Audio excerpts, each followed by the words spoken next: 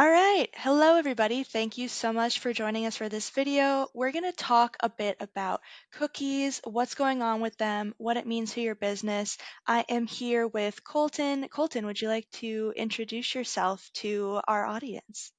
Sure. My name is Colton. I'm a lead consultant at WebFX. I've been working here for a little over 6 years. Got some great opportunities to work with some of our larger clients. Excellent. So the big question, what is going on with cookies, specifically third-party cookies?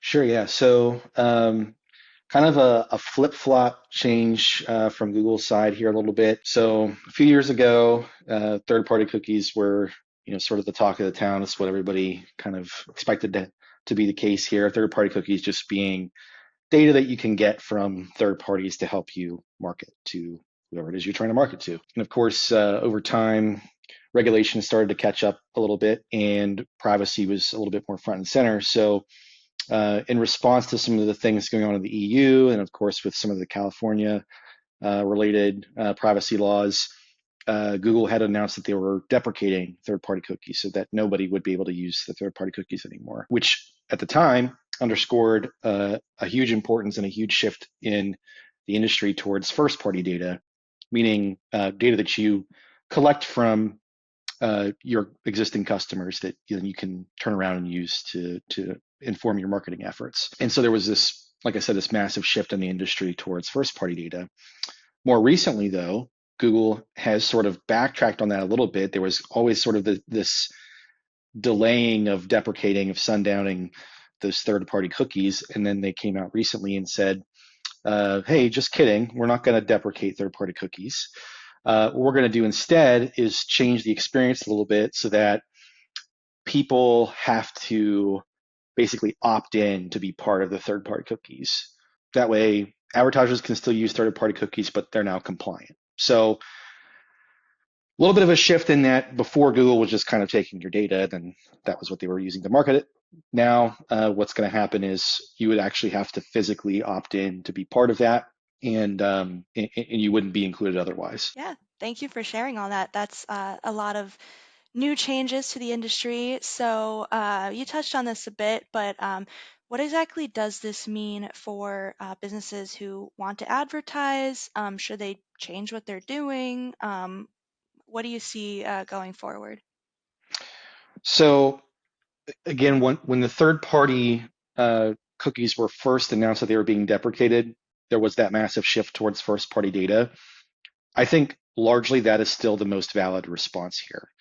And the reason I think that is because, again, because of the opt in process.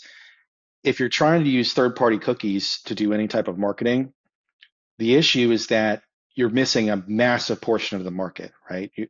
Only a small percentage of people are going to physically opt in to be part of the third party data.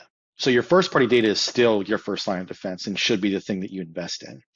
The only thing that really changes is that maybe you can supplement it a little bit more with some of those third party metrics and those third party data sources. But I think the thing that just about everybody should do is stay the course with first party data.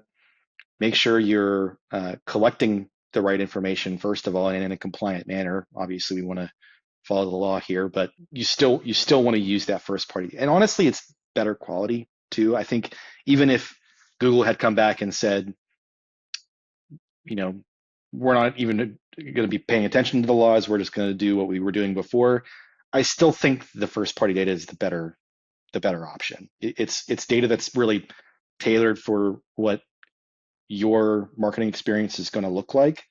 You'll be able to tailor ad experiences for your specific users, which you really can't do with third-party data sources. I mean, obviously you get the benefit of reach, but it's not always a benefit to you. So long and short of it is, I would stay the course with the first-party data. Maybe you can supplement it a little bit with what's available or what will be available, but I don't think it's necessarily going to change anything about the way that it was heading anyway. So, what would be something you would tell someone who isn't really collecting first-party data and is looking to kind of get started? What can they do? Well, there's no time like the present to start. So I think really the first line of defense is almost always going to be a CRM of some sort. And that kind of goes for e-commerce as well as lead gen. So if you're e-commerce, don't feel like you're precluded from having a CRM. Still helpful to collect that data. Some e-commerce platforms have some of that stuff built in already, but if you don't, definitely look into it. Um, and if you're interested in becoming a client of WebFX or you're already a client of WebFX, you can obviously leverage Marketing Cloud Effects as well. That is sort of really kind of industry leading software in terms of being able to take first party data and actually plug it back into an advertising effort. A lot of CRMs don't have that ability. So getting a CRM is the first step, but then you need to do a few other things to actually get that plugged in to your marketing strategy and actually have it work for you. And that's where Marketing Cloud Effects can kind of come into play. So there's ways you can do that manually, but obviously the easier way is to have some software do it for you. Is there anything else you want to tell people looking to amp up their first party data or start advertising? Advertising, especially in the digital space, is only getting more competitive. It's not the money printing machine it was 10 years ago. I think that needs to be clear to anybody that's maybe entering digital marketing for the first time. And those of you that have been in digital marketing for a while, you have felt this. But this is why we're talking about first party data, because first party data is going to allow you to get that competitive edge. Most other advertisers are going to fall into like a third party data sort of bucket, or again, like I was mentioning before, kind of use a hybrid method where maybe they're, especially now with what Google's update was between using first party and third party data. But the more you tailor that ad experience to the people that you're trying to reach, the more efficient and the more effective your ads are going to be, right? And ultimately, that's going to improve costs, it's going to improve outcomes. So I think the long and short of it is, don't go into digital marketing unarmed, basically, um, with data. Try to collect as much data as possible with who you're getting now, and then use that as a jumping point to get into digital marketing. You heard it here first, folks. That is some great advice from Colton, one of our PPC experts at WebFX. Make sure you're leaning into first party data, but third party data is still going to be there as a support. And looking forward to seeing you back for our next video, the latest trends going on with WebFX. Thanks for tuning in, and we'll see you next time.